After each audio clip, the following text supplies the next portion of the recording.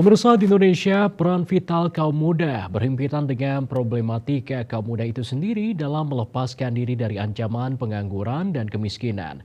Disinilah pentingnya semangat dan praktik entrepreneurship kewirausahaan untuk semakin dibumikan dan diterapkan di kalangan kaum muda maupun pihak-pihak yang terkait erat dengannya, khususnya institusi pendidikan tinggi.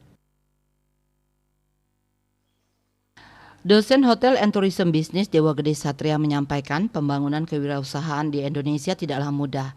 Tiada ada sesuatu yang instan. Perjuangan setiap profil wirausaha yang ada di buku ini menunjukkan proses jatuh bangun, kesulitan dan tantangan yang cukup pelik, yang dari semua itu semakin membentuk ketangguhan dan mentalitas seorang entrepreneur yang saat ini semakin dibutuhkan oleh negeri ini. Rendahnya entrepreneur dari kalangan sarjana juga disebabkan ketidakmampuan mengatasi tantangan dan kesulitan yang ada. Pandangan tentang ketatnya persaingan pasar, asumsi kalau pasar penuh distorsi dan merasa diri tidak mampu menghadapinya, hingga bayangan tentang persoalan-persoalan teknis yang melelahkan pikiran dan tenaga, membuang jauh-jauh profesi sebagai pengusaha. Demikian pula lama terjadi ketidaksesuaian performa pendidikan di perguruan tinggi ditambah dengan performa dosen yang sama tidak relevannya dengan tantangan-tantangan dan kesulitan-kesulitan zaman sekarang menjadikan kewirausahaan di negeri ini kurang diminati.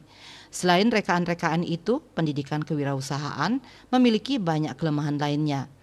Beberapa kelemahan yang mendasar adalah kurangnya minat wirausaha sukses untuk mau mengajar, kurikulum kewirausahaan kurang menarik, mental pengajar formal yang masih birokrat, dan masih minimnya pusat-pusat pelatihan kewirausahaan baik secara formal maupun informal. Pendidikan dalam keluarga sebagai institusi paling dasar dalam kehidupan berbangsa turut menanamkan nilai-nilai anti kewirausahaan. Kesuksesan masyarakat Tionghoa dalam berwirausaha bukan hanya fenomena di Indonesia, tetapi juga di Malaysia, Thailand, Filipina, dan Singapura.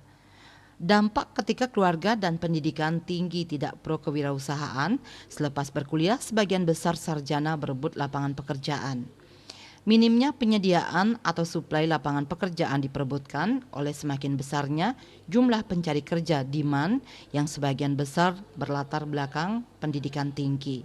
Sarjana yang sedianya adalah harapan masyarakat untuk menciptakan perubahan-perubahan, terutama memberantas kemiskinan dalam kapasitasnya membuka lapangan pekerjaan, justru memperpanjang rantai kemiskinan itu dengan kemungkinan yang terburuk juga menjadi pengangguran terdidik.